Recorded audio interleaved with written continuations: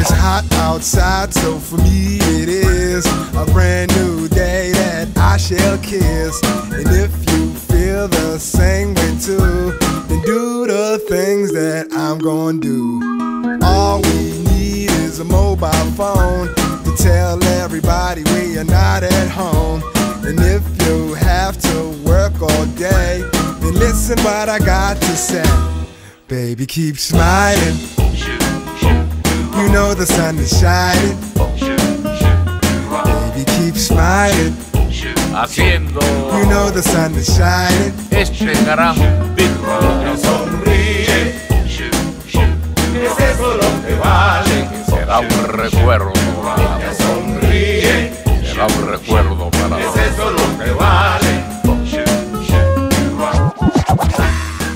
Hey, what's up everyone? Jerry from StogieReview.com, back again with another video cigar review. And just like the title says, this week I'm back with the La Palina 1896.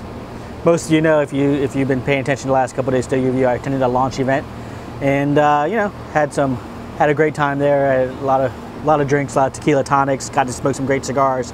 Real quick, just want to say La Palina is a supporter and advertiser of the site. Like I said, I did go to the launch event, smoked lots of cigars there, drank a lot of tequila tonics there, but you'll know that cigars I'm smoking now, I paid for myself. Picked up a box over at W. Curtis Draper's when they went on sale a few weeks ago. Anyways, La Palina 1896 comes in at 4.75 inches long with a 50 ring gauge, features a Ecuadorian wrapper, Costa Rican binder, and a Honduran Nicaraguan filler. Comes made from the Grey Cliff factory out of the Bahamas. So, you know, I'm typically not a big fan of Grey Cliff cigars. They really don't do anything for me, and certainly the price tag on them is certainly higher for what you get, in my opinion. So, you know, when I first heard about these cigars, I kind of, you know, was hesitant because of who they're made by. Anyways, let's enough jibber jabber. Let's light up La Palina 1896 and start the voyage. All right, a little ways into my La Palina 1896 here, and things are going really, really well. No problems here on the draw, no significant issues here with the burn. Like I said, flavor profile, things are going great. Kind of a sweet, smoky flavor is the initial flavors that I'm picking up here. A little bit of woodiness starting to come into play, but definitely a sweet, smoky base flavor that I'm picking up here in the first couple puffs here, first little ways in. But yeah, so far things are going great. You know, I had my first one over at Draper's. They were the first retailer to start carrying them, and I had one sitting there, and I thought it was awesome. I thought it was great. Had a lot of problems with the burn, kept going out on me. But ever since then, the ones that I've purchased, the ones that I have in my humidor, have aged well and seem to have outgrown, even in those 2 weeks, outgrown that initial burn problem that I had with the very first one I ever had. So so far things are going great here with the La Palina 1896, and I'm gonna sit back, enjoy it, and check in with you guys in a little bit. Plugging away here at my La Palina 1896, and things are going great. No problems whatsoever here on the draw. Had a little burn issue here, but it self-corrected itself. Didn't have to reach for the lighter at all. Two pieces of advice actually. You don't want to use anything more than a single flame. I actually recommend you probably use a wooden match to light these guys. A single flame guy will do the trick, but you got to be careful. Do not reach for the triple flame, big boy. You'll end up scorching the wrapper, and you'll that smoky flavor I'm talking about will turn into a burnt charry flavor. Trust me, I've tried it. I've ruined a couple La Palinas that way using the triple flame and not being careful enough with the single flame. But if you have some wooden matches, definitely reach for the wooden matches for these guys. It's just like Bill describes it. It's like a lady. It's very delicate, and you want to take your time and only the best for it. So that's the other piece of advice. Take your time with the cigar. The first one I smoked, again, I really was impressed with the first initial flavors, that smoky, sweet smoky flavor, and I started puffing really fast on it, and again that burnt charry flavor started to develop, it's just doing yourself an injustice if you smoke this cigar too fast. It's not one of those cigars that you you want to find that you want to squeeze into the week. You know, a couple of us have a hard time finding time during the week. You know, we have family, kids, work, and we just look for times to squeeze in a cigar. This isn't one of those cigars to squeeze in. It's one of the cigars you want to make time for and allot the needed time to sit back and enjoy it. Anyways, those are just my points of advice. Flavor profile, still that sweet, smoky flavor, going strong. A little bit of woodsy, cedary characteristics coming to the forefront. A little bit of espresso flavor also in the mix. All in all, things are going very well with my La Palina 1896. And I don't know, when I come back next time I check in, we'll talk about the MSRP, the $19 sticker on it, and see if it's worth it. So stay tuned. As you can see, the first of the two bands of my La Palina 1896 is off. So I'm about the halfway point here, and things are going great. No problems here on the draw, no problems on the burn. I did get it, you know, and here's another point. You got to be patient with it. You know, you'll start to see it kind of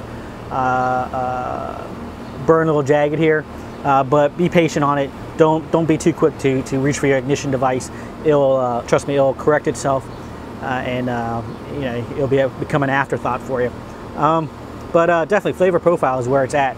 That sweet, smoky flavor is definitely the dominant flavor over here. The woodsy flavor is there now, and that espresso flavor I talked about is really, the deeper you get into the cigar, that espresso flavor is coming more and more to the forefront here. Now, I know a lot of people are a little hesitant here on the price. You know, $19 for a single, 174 box of 10. You know, we're not talking chump change here. You know, recently, you know, when we had Gracie, my wife, decided to put her career on hold for the next 5-6 years, and you know, so we're a single income household now. So I don't have that disposable income that we used to have. So, you know, it's not an easy price to swallow. And yeah, do I think it's worth it? For me, sure. Even on a single income, I think it's worth it. I think it's a cigar that really stands apart from other cigars in its price range. I think the flavor profile is unique enough to stand out. Now, it's going to be interesting to see how it goes. You know, 19 bucks, people are going to start thinking, you know, is it up there with the consistency and the value of, say, a Padron Annie or something from Davidoff? You know, and that's something that only time's going to tell whether or not how people feel about it. But personally, I think it's worth it. I don't think the people I've talked to who have smoked it have not been disappointed by it. I think it's a cigar that's very well done, and really surprises you. And while it doesn't take the sting out of your wallet when you purchase it, it's definitely that after you're done smoking it, you really think, wow, that was a good purchase. But we go on. So I'll catch up to you guys when I'm towards the end. All right, coming to the end here, my La Palina 1896, and boy, was this one enjoyable cigar that I smoked so far this year. Totally exceeded expectations. You know, when I first heard it was made by Greg, I first heard of that sticker shock, the price tag. You know, I was a little bit leery of it, but as soon as I smoked it, I was very impressed with the flavor profile. No problems here on the draw, no problems here on the burn. That sweet smoky flavor and that woodsy flavor, the three dominant flavors, that espresso flavor really kicks in around the halfway point and builds up all the way to the rest of it. Very nicely done. Like I said, I think it's unique enough and flavorful enough to stand up to other cigars that are in that price range.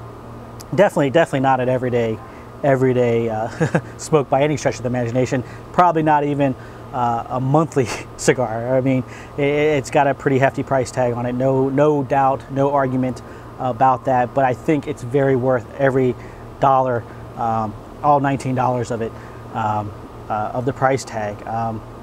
I thoroughly enjoyed it. Take my advice, like I said, when you buy it, you know, stick it in your humidor, let it rest, and get acclimated for 3, 4, 5 days. If you have separate humidors where, you know, you have, like I do, where one humidor is set at 70, another one's set at like 67, 68 days, definitely go with that 67, 68 zone, that humidor.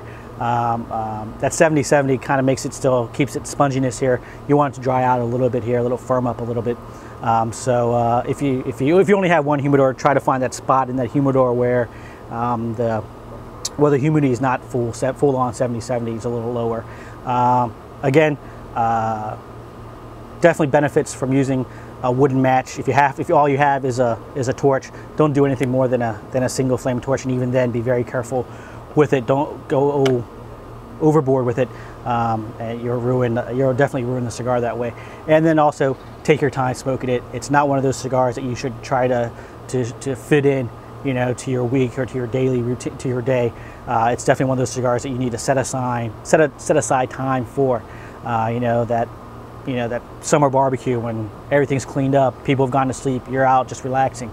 That last day of family vacation down on the beach or whatever, you know, set aside the time to smoke it and you'll definitely enjoy it. Just like with good barbecue, low and slow does the trick here with the La Palina 1896.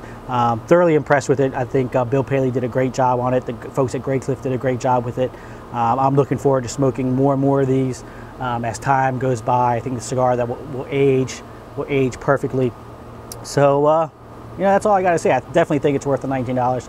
Definitely worth at least checking out, but like I said, follow my advice and you'll be rewarded nicely. So that's gonna do it for my La Palina 1896 review. So stay classy, San Diego, and until next time, long fucking